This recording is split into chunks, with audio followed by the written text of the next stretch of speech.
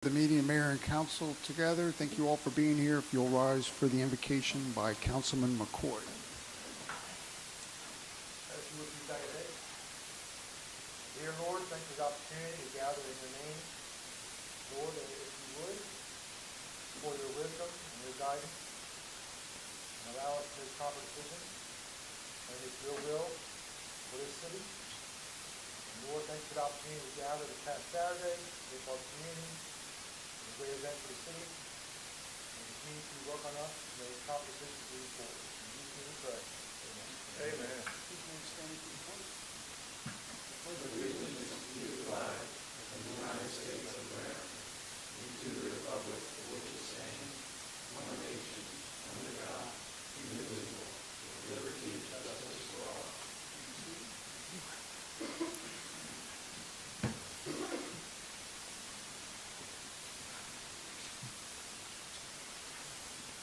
Okay.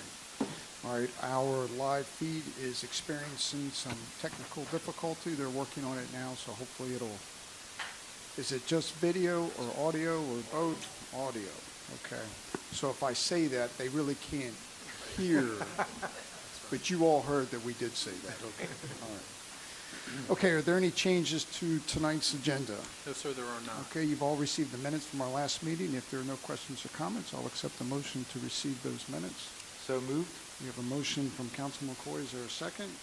I second. Councilman Bradley seconds. All those in favor say aye. Aye. Those opposed? Okay, it's unanimous. Okay, do we have anybody here tonight for public comment? We have Jose Santos.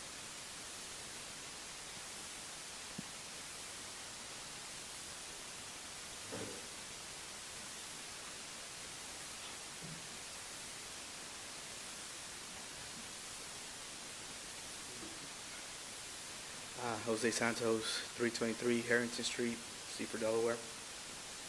Estimados alcaldes, concejales, y ciudadanos, just kidding. Distinguished mayor, esteemed councilmen, and fellow citizens, I stand before you today with a heart full of gratitude and humility. First and foremost, I extend my sincerest congratulations to Councilman and Mayor-elect Matt McCoy on his successful campaign and victory as our new incoming mayor. Matt, your dedication and passion for our city are commendable, and I have no doubt that you will lead this city with integrity and great things will come out of this election. I also want to congratulate the newly elected council members, Stephanie Grassett and Alan Quillen, on their well-deserved victories. Your commitment to serving our community is truly inspiring. I know firsthand that serving as a public servant takes a lot of time away from the things that you love and the things that you could be doing.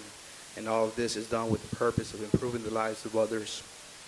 I must take a moment to express my heartfelt appreciation to Orlando Holland for his years of hard work and service as a councilman. Orlando, your contributions have made a lasting impact in our city, and your legacy will be remembered fondly. To all those who ran campaigns and did not emerge victorious, please know that your efforts are not in vain. Your willingness to step forward and advocate for our community is a testament to your dedication, and I commend each and every one of you.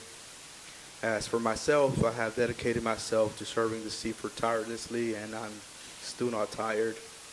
I have campaigned and interviewed with the residents for the position of councilman and mayor in the same way now, door knocking year after year, and while the outcomes may not always have been what I hoped for, my commitment to serving the residents of the city remains unwavering, and the voices that I have listened to can still echo through me if given the opportunity. I humbly request your consideration for the vacant councilman position as outlined in the city charter.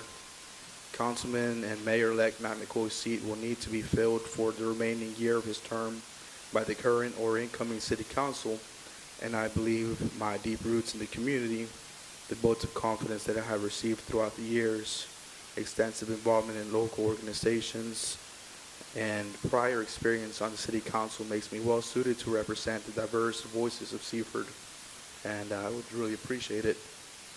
In closing, I want to thank the mayor, council members-elect, and all the citizens of Seaford for the support and consideration. Thank you. God bless you. God bless Seaford. God bless America.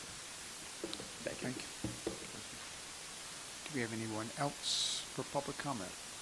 Yes, we have Roxanne Knight. Ms. Knight? Good afternoon, everyone. I just want to say thank you today and for allowing me to run in the council seat, political The election. election. Okay, and I want first of all to congratulate Matt. Congratulations, Matt, on winning the mayorship, and I really hope you do well. And I'll be in touch with you concerning some of the things that I've discovered in my campaigning period. I also want to congratulate Stephanie and Alan Quillen and their venture through the new council seat that they'll be carrying. Of course, you guys know this. I will be here at every meeting and on every public comment, as many as I can attend, to ask you those questions and make sure that we definitely remember the city of Seaford, the residents that live here, and the things that you promised to do for them in your effort to run your campaign. Don't forget the things that I also learned in my effort to run the campaign. Let's stay in touch. Let's be friends. Let's see how many things we can work together as a team, whether I'm in or out, to make it happen for Seaford, and we continue to go on our upward bound movement to developing this city as a better city to live in. Congratulations again. Love you guys, and let's do it Seaford, okay? Okay, do we have anyone else here for public comment? We do not have anyone else tonight. Okay, thank you. I understand our technical difficulty has been fixed. No? Someone sent me a text message and said it's working fine, so I'll tell my son he's lucky he's hearing it, right? Okay, do we have any correspondence? No, sir, we do not. All right, City Manager, do you want to walk through the results of the municipal election? Yes, sir.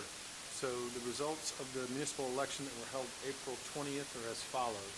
The ballots cast, total number of in-person votes was 520. Total number of absentee ballots received was 67, for a total number of ballots cast 587. For the mayor, Matt McCoy received 384 votes. Jose Santos received 200 votes. For city council member, Stephanie Grassett received 300 votes. Orlando Holland received 246 votes. Roxanne Knights received 122 votes. Alan Quillen received 333 votes. And Jim Walsh received 77 votes. That's all I have. Okay, thank you very much. Okay, at this time, are we inviting up Mr. Bowden? Is that the... Yes, sir. That's the plan, Mr. Bowden. Good evening, gentlemen. Thank Good you evening. for allowing me the time to come to dais and talk about a piece of Seaford history that I would like to try to rectify with your help. By the way, my name is Jim Bowden, for the record, and I'm here to secure council's blessing on the naming of the Little League complex at Williams Pond Park after Henry Alfred Morris. I'm going to give you a little background real quick. 1970, council actually enacted an annexation of 7 acres behind the Nylon Capital Shopping Center, which was where the J.C. Pool and the Little League resided for many years. So that set the stage for the Little League start looking for a new home. It was a long time coming. In 1972, Mr. Henry Morris, who had been president of the Little League and also was the groundskeeper, kept everything going, got sick, and on his deathbed, and I found this through historical information looking back in the Seaford leaders, that the board of directors of the Little League actually went to his deathbed and told Mr. Morris that they were going to name the Little League complex, the new Little League complex to come, even though they didn't know where it was going to be, after Mr. Morris. So that actually was on the front page of the Seaford Leader, August 30th of 1972, with a picture of he had passed away at that point, and a picture of the American flag over the Little League field at half staff. So that started me thinking. I don't remember ever that ever happened. So I decided to go ahead and do a little quest, and I called Vonnie Morris, who was my classmate, and I was asking, did this happen? Did you remember that? And they do. And they kind of were taken back, but it's been 52 years. And they said that, you know, they were aware of it, but it had never transpired, so they were happy to hear that somebody asked the question. So to further that inquisition, I went to Ms. Ruth Sneller, who some of you know, a very viable young lady in her 80s and very sharp thinking, and she confirmed that she was on the board and she was the treasurer, and she had remembered doing that. So with that, we had a little information to go by, so I thought the next thing to do would be to go to see Nanticoke Little League, see if they had a buy-in to it. So Steve Mullins, who is the president of the Nanticoke Little League this year, and the board actually listened to my appeal and saw the merit in it and unanimously voted yes to move forward with it. So Steve is here tonight, I think, and I think there's a letter included to mayor and council in regards to their intentions. So the naming on the board, if you look in the top left-hand side, I have photoshopped the Henry A. Morris Little League Complex. That is not actually taking away from the Williams Pond Park, which is on the outside of the fence. This is the Little League sign of merit for things that have happened positively for the Little League. So I went to Charlie Towers and I said, Charlie, I said, do you think we can make this happen? And Charlie looked at me and said, I think so. And I said, do you think we could make that happen for free? And as you all well know, Charlie is well known as a gentleman that does help out all kinds of organizations here. So Charlie, if this goes through, Charlie is willing to do that and take care of that before opening day, which you know is coming very soon. So what I'm looking for is to actually fulfill a promises made, promises kept type of scenario. And the only buy-in I need now is from you. And I think it's the appropriate thing to do. Two of the daughters of Mr. Morris are here today, Wanda and Veronica, or Vonnie, and they're here to support me in this endeavor. And they live in the area. Another son, Doug, who couldn't be here tonight, lives in the area. And the other son, Ricky, who they all played ball, the boys, is down in Florida. So I think this would mean a world of good for them, and I think it's a good thing for the Little League to follow through with what they had promised all those 52 years ago. So that's, I'm open to questions if anybody has any.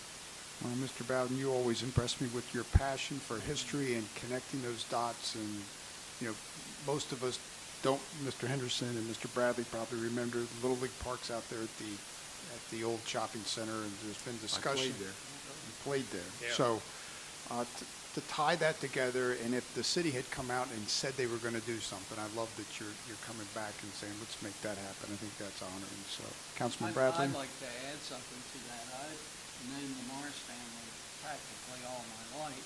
I interjected with Vonnie earlier and Wanda that they were active in the DFW. Yes. My father was a commander at about the same time they were both Exactly. very active at that time. I can remember being 6 years old. They went on a boat trip with it. I mean, I've known them all my life. And just good people. Oh, Henry had been involved in the Little League football program. We always knew him as Al. Yeah. And, yeah. That always confused with Al Bowden, my cousin. That, Right, they were right. like two pairs of people that were there, their wives. He was supported by his wife Betty, Yeah. who was out to the Little League just like a lot of parents today. And thank God that we're still got that kind of commitment from the Little League people to continue that type of service to the community. Does council have any questions for Mr. Bowden? Yes, sir. Just a couple of comments, if I could. Echo your sentiments. Jim, thank you for spearheading this. Not just this one, but a few weeks ago, police department You're doing a great job for the city, and these events are seeing it firsthand how it impacts the family and how it really corrects some history here in Seaford. Really appreciate your efforts. Want to thank Steve Mullen. Thank you for you and the board. You guys got right on this, and I appreciate you guys doing what you did to get this done. And to the Morris family, sorry it took 52 years, but honored to possibly correct this wrong for you. So, that's it. Okay. If there are no further questions, I'll accept the motion.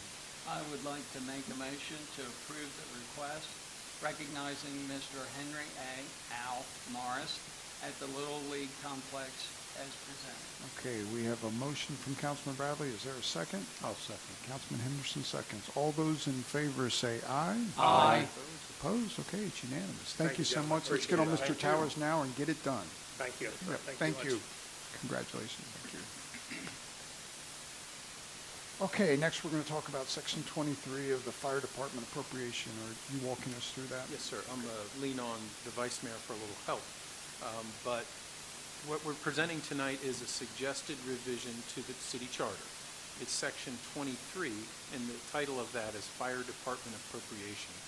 In your package, you have that red line document, and what it states currently is the city council may set aside or appropriate annually the sum not to exceed 10% of the total amount collected as taxes on real estate to be used to provide and maintain equipment of the Seaford Volunteer Fire Department. As council may know, this section has not been updated for many years, and our budget contribution to our fire department has grown beyond the 10%. So in review of this charter, we realized, we're doing more than that. So we met with the fire department, the vice mayor, the mayor. We talked through some scenarios of should we increase this. One of the concern was if we increase it this year to 12 or 15%, in 2 or 3 years, we'll have to go back and revise the charter. So the discussion was that what we should do is remove it completely, and then the city council will deal with the budget as we always do. And they're included in our budget every year. The council approves the budget during the budget process. Additionally, when we were reviewing this section, the next section, Section B, it states the president of said fire department shall, at the last regular meeting of the city council immediately preceding the annual election, or as the city council by resolution might otherwise require, submit a report to the city council setting forth the number of alarms answered since the last report was made to the council, the number of miles traveled by each piece of equipment of the fire department, the average number of firemen present in each alarm, and the general condition and efficiency of the fire department.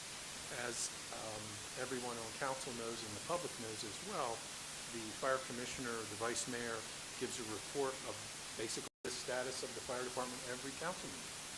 So that information isn't done once a year, it's done 24 times a year. So it doesn't have its relevance anymore. So the recommendation is to delete those two portions because the matter, of course, of the council is they report more often than that. So you'll see the clean copy there, and what would happen is we would leave Section 23 in, and it would just be reserved. So it would stay there. If we ever need to add to the charter, it'll be there. We have spoken with Representative Short. He's willing to sponsor this in the House. I have not directly spoken with our senator, but Senator Richardson, I'm sure, would be supportive of this.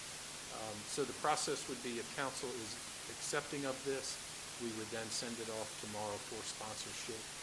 Representative Short did say if we do want to get this done this time, this session, we would need to get it prepared pretty quickly. So. Okay, are there any questions in regards to this change in the charter? Councilman Henderson. Comment.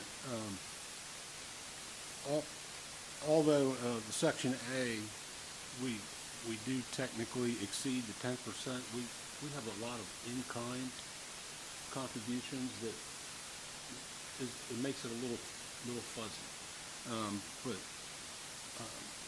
I'm in favor of this move because it cleans it up, and I think as a body we should reassure the fire department that just because it's being removed does not mean that we're going to reduce our support. It actually means that we may be able to increase our support for them. So, as city funds are available. So, there is, we just want to make it transparent and clear that this exercise is to straighten out any legalities. Any other questions or comments? If not, I'll accept the motion. Mr. Mayor, I make a motion to approve the revision to Section 23, Fire Department appropriation of the municipal charter that would remove the language from the section in its entirety as presented. Okay, we have a motion from Councilman Henderson. Is there a second? Councilman Holler, I'll second that motion. Okay, thank you very much. All those in favor say aye. Aye. Those opposed? Okay, it's unanimous. So again, this will get done rather quickly, then given to Councilman Short, and we'll pray that our state legislature passes our charter change this year. So, it is a little funny, but, okay. All right, next we have the first reading of the sanitary sewer tap fee and the downstream sewer assessment fee. Is that Mr. Mears? He's looking around like, wonder who's going to do that, right? Good evening, Mayor and Council. Good evening. I wanted to clean up, we're going to do the sanitary sewer tap fee description, and then I'm going to do the water one next. But I just wanted to clean up. Sometimes there's some confusion in what an actual tap fee is, because you're led to believe it's an actual physical tap that we're installing for you or that you're having installed for your property, and that's not necessarily true. So I wanted to add some language. It's kind of like a universal description of what a tap fee is. So I think you all have it in your packets. But basically, to paraphrase, it's just stating that a tap fee is not the physical connection to the sewer. It's the capacity that you're using up as you do the connection. And then the next sentence is just that the purpose is to have some contributions toward capital that we can be used in the future for expansions or for the distribution or treatment facility. So I just wanted to add that language, clean it up a little bit. Okay, are there any questions for Director Mears regarding this change? Yes, sir. No, I should know this answer, but I really don't. It's been a while. Do you pay a connection fee in Seaford? No. Okay, because other municipalities have the impact and then a connection fee and then a permit fee. So yes, you do. You pay an impact fee, then this was our connection fee. Okay. Yeah, and then you pay the permit fee. All right, thank you. Misspoke there. Okay, any other questions for Director Mears? All right, this is a first reading, so you'll be back at the next meeting. Okay, all right, thank you very much. And then we have Section 14.4.1 Municipal Code to revise the language on the water tap fees. So same exact thing, same exact language of the two sentences that I added, two bullet points there, but it refers to water instead of sewer. Okay. Any other questions? Councilman Henderson, you good with your connection? That same thing? Okay. Ditto. All right, again, this is a first reading. This will come back through at our next meeting. All right, and next we have the approval to the fee and rate schedule of the downstream sewer assessment fees. Yep, so there's actually two things with that. So the last time I was here, I made a recommendation to raise the downstream assessment fees. And at the time, they were at $400, or they still are at $400. I was just asking to raise them $100 per EDU for each station. And then I was asked to come up with some examples of what they currently are. So a lot of words up there, but basically what I did was I took the cost of the lift stations. In these, some of them are fairly recent, like Seaford Village is a fairly recent number. Dolby's a few years ago. Retirement living is quite a while now. But anyway, so those costs are not necessarily replacement costs, but they're costs of the time of construction and the EDUs are what the stations were designed to handle. So, just an example, like Western Sussex, 211,000, it's for 46 EDUs. So, it's just straight math. So when you divide it out, it's basically what it costs per EDU. So as you can see, I will just say something about Dolby.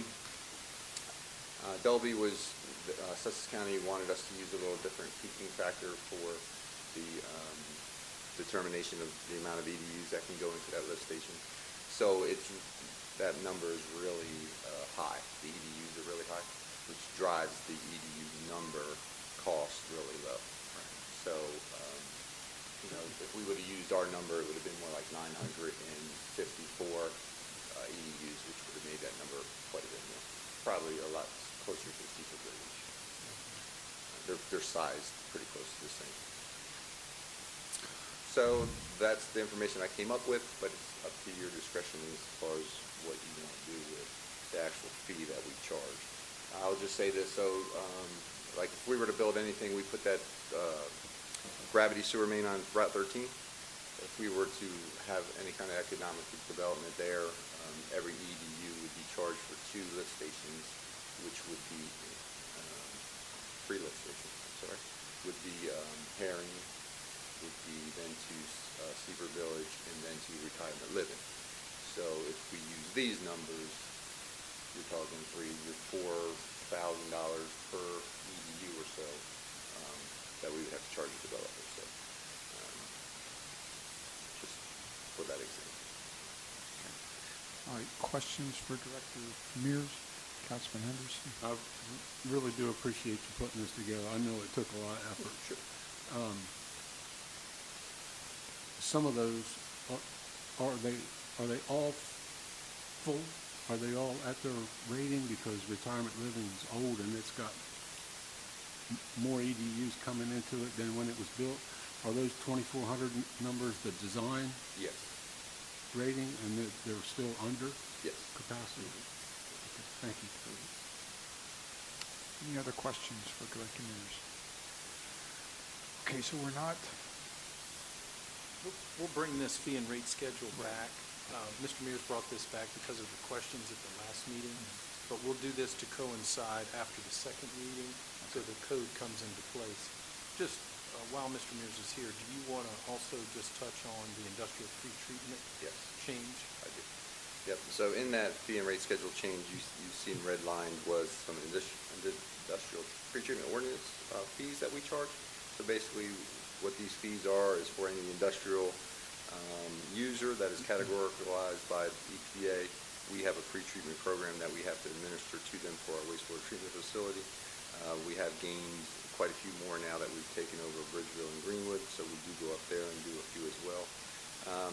So we were currently charging $1,000 for a permit fee. The permit is extensive, takes us quite a while to review it, and then issue a permit.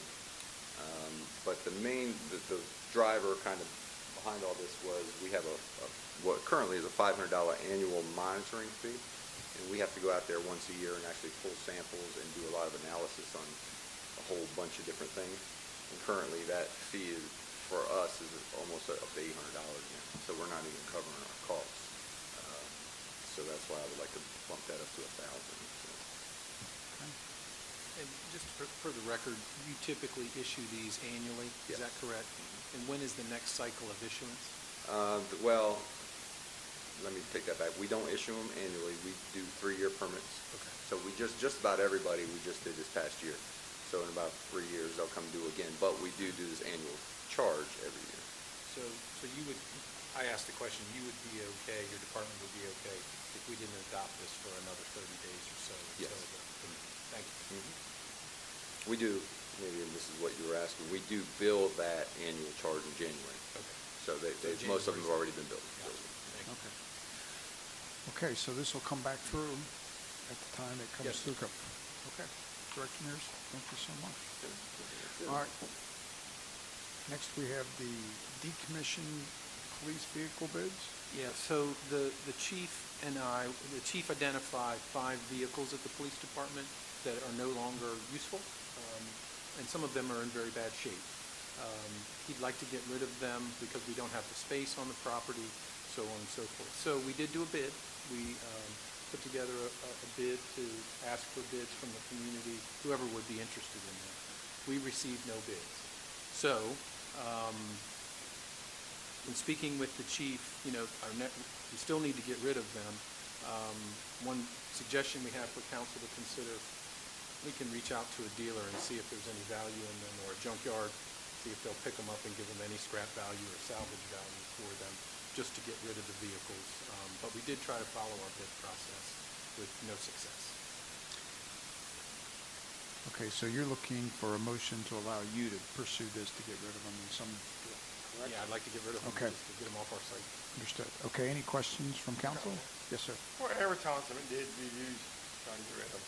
The city clerk advertises it in the local newspaper, same place we do Okay. bids and things of that nature. We also posted it on our website. So, and that might be part of our problem. Not a lot of people read the newspaper. Right. They used to. Yes, I've never seen it. The website, they come to our website, apologize.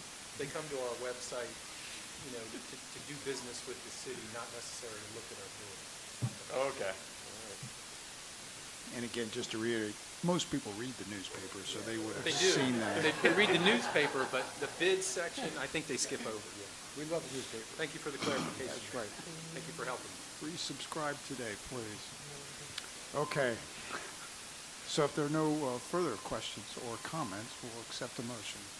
Mr. Mayor, with no bids received, I make a motion to permit the city manager to contact an area dealer to determine if the cars can be sold. Okay, we have a motion from Councilman Henderson. Is there a second? I second it. Councilman Bradley seconds. Okay, all those in favor say aye. Aye. Those opposed? Okay, it's unanimous. All right, bids for cleanup week. Sorry, I should have captured that while we were...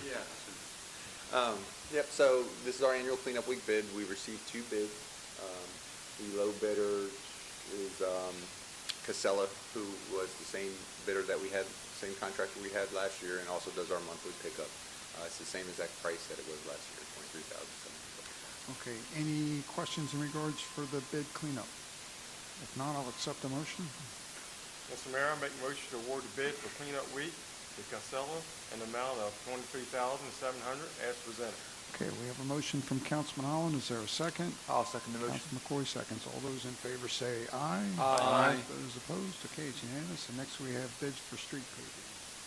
Yep, so this is our annual street paving. Luckily, we received 6 bids, and the low bidder came in as Jerry's Inc. We've worked with them many times. They're a great contractor to work for, and they met all the bid requirements. Okay. All right, are there any questions regarding? Yes, sir. How many square yards or square feet, and how many ramps are going to go with this? Don't know off the top of my head, because it's been a while since I bid it, but what it is, I don't believe there's any ramps. So what I'm doing is Delaney Street, so basically from Oak Road all the way out to almost to the end of the warehouse, if that makes sense. Because we put a storm drain in there years ago, and there's a big dip in that whole trench line, and then over near Amazon, it's real bad. So we're gonna fix that all the way out. There's no ramps in that section that I remember. And then Magnolia, it's all coming to me. Magnolia, we're doing from the dead end or Bel Air to the first speed bump. We just previously went in there and put in all handicap ramps, so we don't have to do any handicap. Now, I do budget $125,000 for the year typically, so I might try to add on a little more, maybe from the first speed bump to the second speed bump. Thank you. Yep. Councilman Bradley. Okay. Okay, any other questions? If not, accept the motion.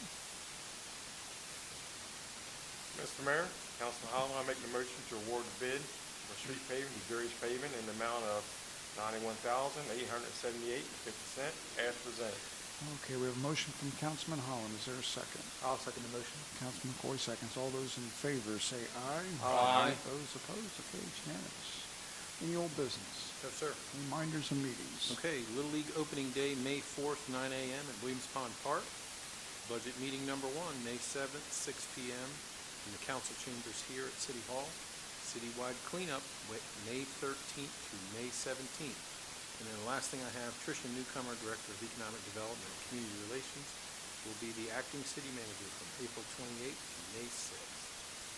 That's all I have, sir.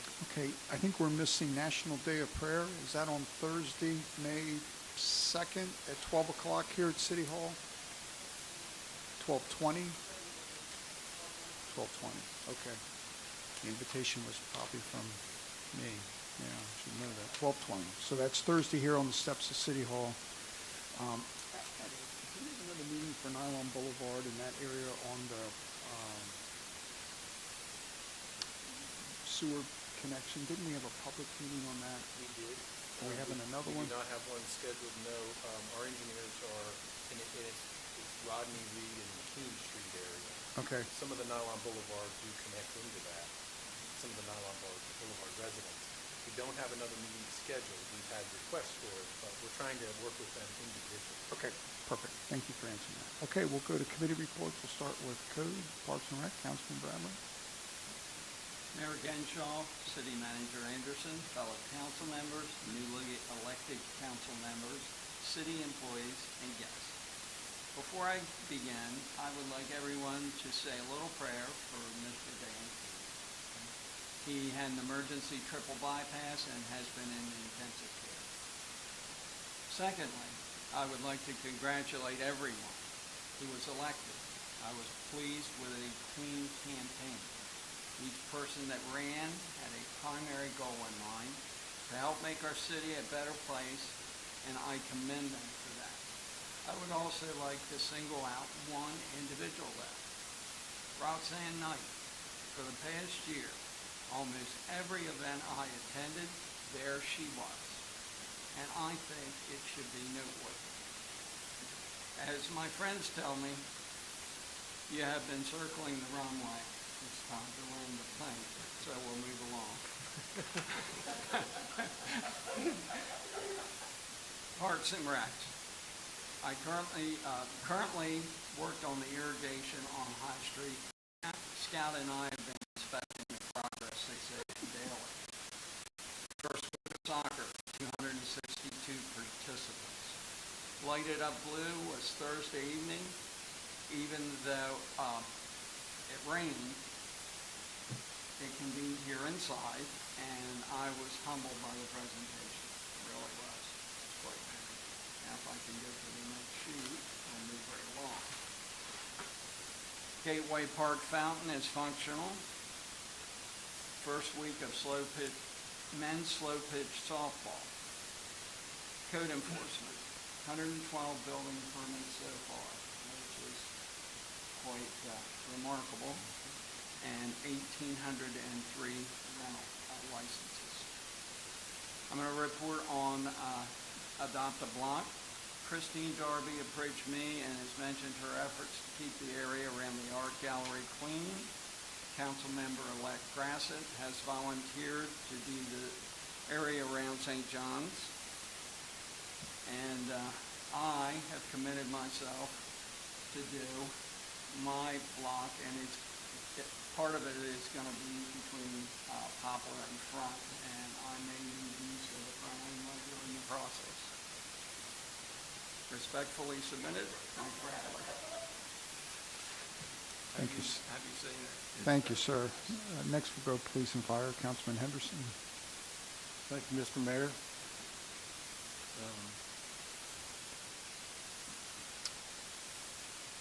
Have complete reports from both Chief Wilson and Chief Kraft. I'll start with Chief Wilson's report and hit some of the major points. The total calls for 2024 for the fire department are 308 calls for an average of 2.7 per day. EMS calls for total for 2024 are 1,443 calls for an average of 12.7 per day.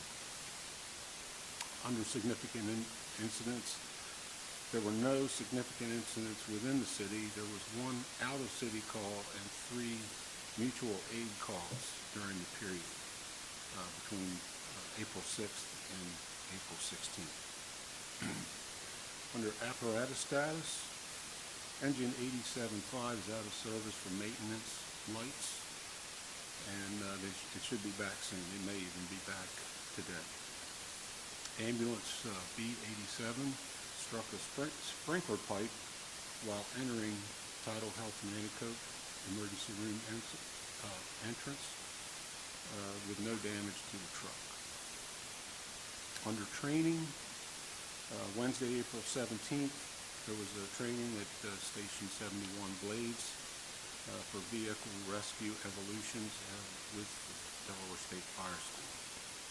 The next training will be Wednesday, May 15th at Station 87 for Ladder 87 rope rescue rigging. Under EMT,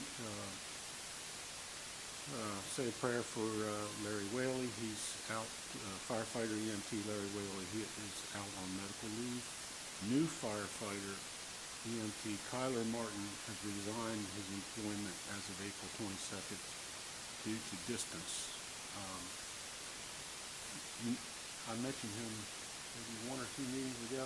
His employment here was very short. He was not able to overcome relocation from Pennsylvania, so regretfully accepted his resignation. There's an opening for 2 firefighter EMTs, and that will be posted soon. Ambulance C87 had its general maintenance completed. Under news and events, there were 36 events so far with 446 total personnel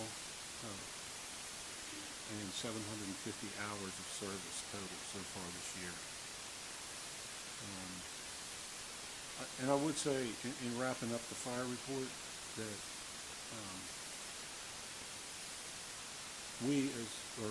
myself as a councilman am relieved that their volume has been down, but the firefighters, and I don't want to be brash by this, they're concerned about the lack of calls. It's not that they want calls to happen, it's just out of the norm that their rhythm is down. So moving on to police, Chief Kraft, as always, has submitted a full report. The 2024 column with all the other columns going down to 2020 for comparison. There's 165 crimes recorded with 20 adults and 2 juvenile crimes, 12 felonies, 41 misdemeanors, 10 violations, 1 civil, and 101 in the other column.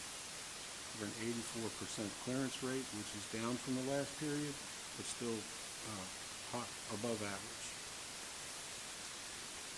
Under additional crime below, there were 17 complaints, 8 felonies and 9 misdemeanors. That excludes shoplifting for a 47% clearance rate.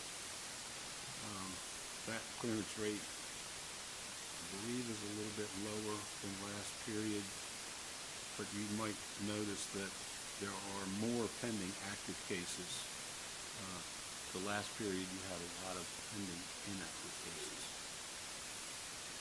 Under drug complaints, there's 31 drug crimes, 25 adults, 1 juvenile, 4 prosecution decline, and 1 pending active.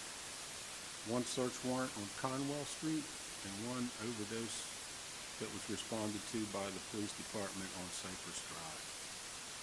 98 traffic contacts and 79 citations and 18 warnings. You'll notice that from previous reports, the ratio of citations to warnings is going up,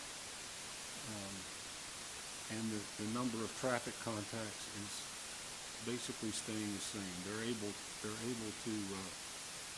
through enforcement be a little bit more responsive, and they'll have the time to actually do traffic enforcement. Under DUI, there was 1 alcohol related and 1 and 1 was crash-related. 29 crashes, 0 fatalities, 1 injury accident, 2 hit and runs, 1 on the Front Street intersection and Herring Run Road, north of Sussex Highway. And I think when he meant Front Street intersection, that would be Stein Highway and Front Street. I think. He's not specific there, but I think so. Now, the last period, I mentioned that it was too late to report, but there was a strong armed robbery in front of the shoe show on Sussex Highway. This was where we had somebody went on the marketplace or something, and they did a meet, and the victim realized that the cash was counterfeit and tried to get her phone back, and then this person assaulted the victim. So the case is pending active. It was reported that they know who it is and put the warrant out. So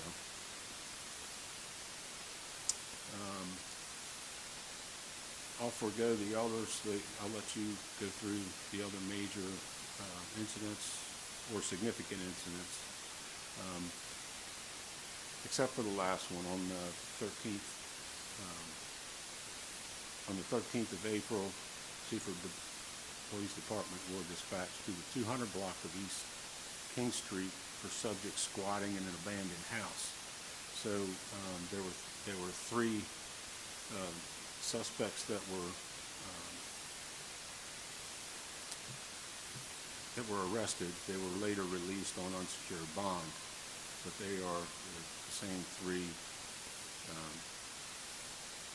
people that have been found to be frequenting and trespassing on other properties. So the police are actively they're taking action against these people. So, a couple other things under community events. Children and families first. Dollar dinner night, which is also dubbed Coffee with a Cop and the Attorney General. At the Boys and Girls Club, we were there, and there was a presentation by a lady of non-violence type Kingian non-violence presentation. So that was well worth it to be there, and we had a good interaction. There were lots of people who came up with questions and suggestions, so we appreciate that.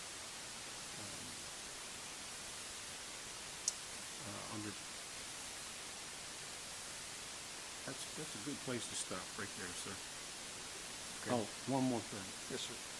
I would like to publicly thank you for your service, Mr. Mayor. This will be my last opportunity to work with you, and it's been a pleasure the last 10 years working with you, and I really appreciate everything you've done for the city. That's very kind. All right, next, Administration, IT, Councilman Holland. Thank you, Mr. Mayor. He attended the Seaford Police Department award ceremony along with a few others. They also went, nice event. They attended Lighted Up Blue event for autism, and they met with Tidal Health to discuss fiber optic agreement. And in the process of preparing for the they are in the process of preparing for FY 2025 budget, and they have started interviewing for the city clerk position. And they attended various other meetings and events, and all the work is routine. That concludes my report. Thank you, sir. Electric, Councilman McCoy. Thank you, Mr. Mayor. Since the last report, the crew have completed prep work for replacing poles on Locust Street with Danella, unloaded a transformer, and cleared a tree that fell on the transformers at Cray Technologies. They also changed out the rubber gloves and sleeves. Nick Smart, Nick Moore, and Greg Brook had the quarterly safety subcommittee meeting.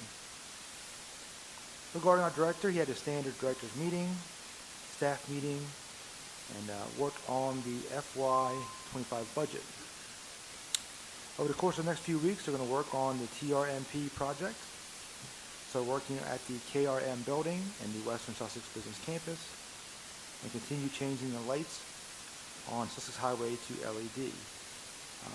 I do want to take a moment to thank some people from this past Saturday, if I may. These elections takes a lot of time and energy from not just the candidates, but also there's a lot of people working these elections throughout the day, and a lot of them do not receive thanks a lot of times throughout the day, and it's a thankless job. So just off the top of my head, I know City Manager Anderson, Economic Development Leader Trish Newcomer, Ashley was here all day long, seeing it through to the very end. Pastor Isaac Ross, Gigi Hastings, Rick Stewart. I'm sure I'm leaving some people out. Sharon Drugash was here. They worked tirelessly all day. It's a long day. And to all of the candidates, I thought they handled themselves extremely well all day long. Again, it's a long afternoon and can be physically draining. And a big thank you to the residents who came out to vote. It's done this a few times now, and it's always amazing to see people and have people come out and be so supportive of not just you as a person, but this body, and being so positive about the direction the city is heading. It hasn't always been that way, and to see it how it is now and see people come out and be so receptive and excited about the future of the city, as an individual and a resident and somebody who serves, it's hard for that not to be contagious and also be excited as well. So thank you everybody who came out. I have my own personal reasons for it, but I'll leave that to myself for now. But and I would echo what Vice Mayor Henderson said. Mayor Genshaw, you served selflessly and tremendously, and this city would not be in the good position it is now without your leadership. I hope you know that, and that's been my report. Okay, thank you very much. Councilman King's report is in your package, so if you get a chance, take a look at that. I do want to thank the city for Light It Up Blue. It takes a lot of effort to set that up, and then we called it and had to pack up in the rain, and by the time we got everything packed up, it stopped raining. So, but it was a great event. I know the Wendleys appreciate our support in that event.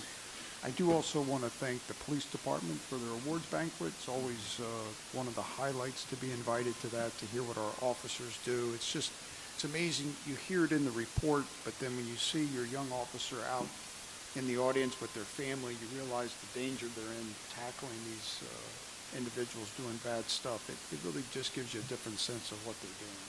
So it's always an honor to be at that event. Appreciate that.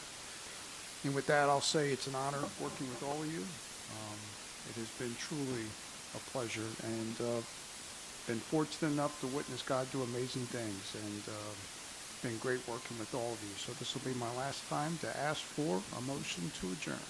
So moved. We have a motion from Councilman McCoy. Is there a second? I second. Councilman Bradley seconds. Okay, all those in favor say aye. Aye. Those opposed? Okay, it's unanimous. Thank you. Good night.